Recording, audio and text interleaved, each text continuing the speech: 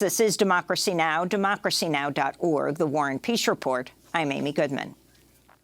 Within a day of President Trump's impeachment, the Democratic presidential candidates held their final debate of the year at Loyola Marymount University in Los Angeles.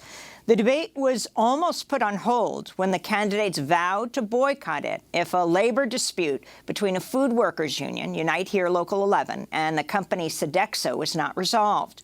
Negotiators announced on Tuesday they'd reached a tentative contract agreement. With the lead-off presidential caucuses in Iowa just 6.5 weeks away, candidates traded barbs and jokes, such as this exchange, after moderator Tim Alberta of Politico asked them to respond to former President Obama, who recently said women were better leaders and old men needed to get out of the way. Alberta noted Senator Bernie Sanders was the oldest candidate on stage and then had this exchange with Senator Elizabeth Warren. Senator Warren, you would be the oldest president ever inaugurated. I'd like you to weigh in as well. I'd also be the youngest woman ever inaugurated. Joining Senators Warren and Sanders on stage were Senator Amy Klobuchar, South Bend Mayor Pete Buttigieg, former Vice President Joe Biden, billionaire Tom Steyer, and Andrew Yang. This is Amna Nawaz, the first Pakistani American and first Muslim American to moderate a presidential primary debate, questioning Yang about being the only non-white candidate on the stage. The Democratic Party relies on Black, Hispanic, and Asian voters, but you are the only candidate of color on the stage tonight, and the entire field remains overwhelmingly white. What message do you think this sends to voters of color? It's both an honor and disappointment to be the lone candidate of color on the stage tonight. I miss Kamala, I miss Cory, though I think Cory will be back.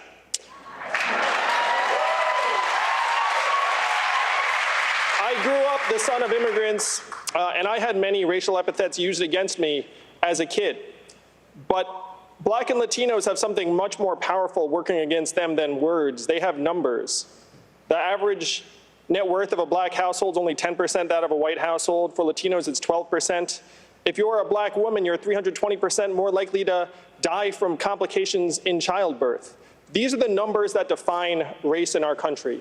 And the question is, why am I the lone candidate of color on this stage? Fewer than 5% of Americans donate to political campaigns. You know what you need to donate to political campaigns? Disposable income. That's presidential candidate Andrew Yang. Today, we host a roundtable discussion on the debate and the issues that came up, including immigration, climate, even for the first time, the rights of transgender women of color. We'll also look at who and what was left out and who was and was not on the stage. We begin in Washington, D.C., with Kristen Clarke, President and Executive Director of the Lawyers Committee for Civil Rights Under Law.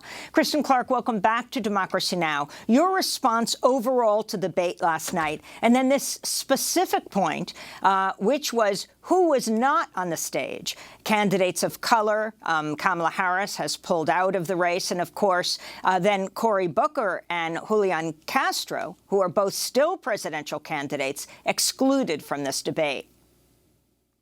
Yeah, the elephant in the room last night during the debate was the fact that virtually all of the candidates of color have been wiped out by the rules, the restrictions, and the norms governing this process, but for Yang. I think that this is a moment that requires us to press pause and have a conversation about money in politics, about racially polarized voting patterns in our country. We've never had a woman serve as president, but we've also never had a person. We also deserve to have a process that yields a person of color on the ticket. And, you know, it is very clear that white privileged candidates with tremendous amounts of personal wealth enjoy an unnatural advantage in this process. I was glad to see some of the interviewers force a conversation about this very issue. There was a moment where the question was presented to Bernie Sanders, who started to divert a bit and talk about climate change. And the interviewer said, no, I'm asking you a very explicit question about race. So we need to make sure that as the slate becomes whiter, that we're still forcing the conversation about race and racism in our country, and really pushing these candidates to articulate their position on issues that matter to African Americans in this country. At the end of the day, if we want energized turnout and participation among African Americans and Latinos, we have to make sure that the issues that matter to our communities are not wiped out from this debate. We need to make sure that this debate is not whitewashed at the end of the day. So 2020 presidential candidate, New Jersey Senator Cory Booker, may not have been invited on the debate stage last night, but he did use the debate to run his first televised campaign ad. It ran on cable in 22 markets, including in the 4 states that vote in February: Iowa, New Hampshire, Nevada, and South Carolina, as well as in Washington, New York, and Los Angeles, the host city for the debate. The 30-second spot is part of a $500,000 digital and television ad buy. This is part of it. How long are these things? 30 seconds? Are you sure we can afford this? You're only going to see this ad once because I'm not a billionaire. I won't be on tonight's debate stage, but that's okay because I'm going to win this election anyway. This election isn't about who can spend the most or who slings the most mud. It's about the people. It's about all of us standing together, fighting together, not just to beat Donald Trump, but to bring about the transformative change we need. Go to CoryBooker.com. Join us. I'm Cory Booker, and I approve this message. So, Kristen Clarke, you got to pay to play. He had to pay to get into that debate. He was the commercial in between the floor debate. Yeah. And hey, Yang said that he thinks that Senator Booker will be back. I think it's very clear that he's not going away. He's finding alternative ways to get his voice out there. But again, it really forces us to take a step back and say, why is it that this debate stage is becoming whiter and more male? And I think it should force us to take a step back and think about the rules, the norms, the restrictions, the undue influence of money, privilege, and power, and how that's locking out voices of color from this process. I'm happy that Senator Booker is finding ways to connect with the electorate and get his message out there.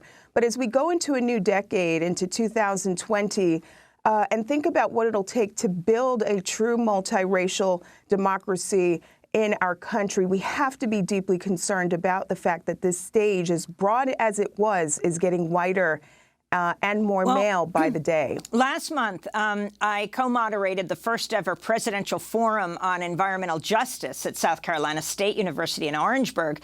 And I asked presidential candidate Elizabeth Warren about the role of the order of the primaries.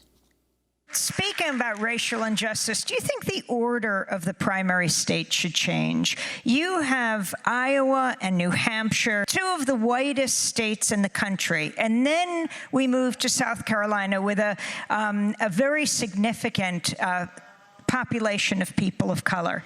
And it means the candidates spend so much of their time catering to those first 2 states. Overall, do you think that should change? Look, I'm just a player in the game on this one.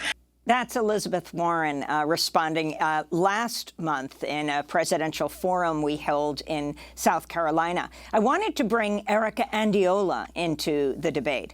Erika works with the group RAICES, an immigrant rights group. Can you respond to this issue of the two of the whitest states determining, 2 of the whitest states being the first 2 primary and caucuses?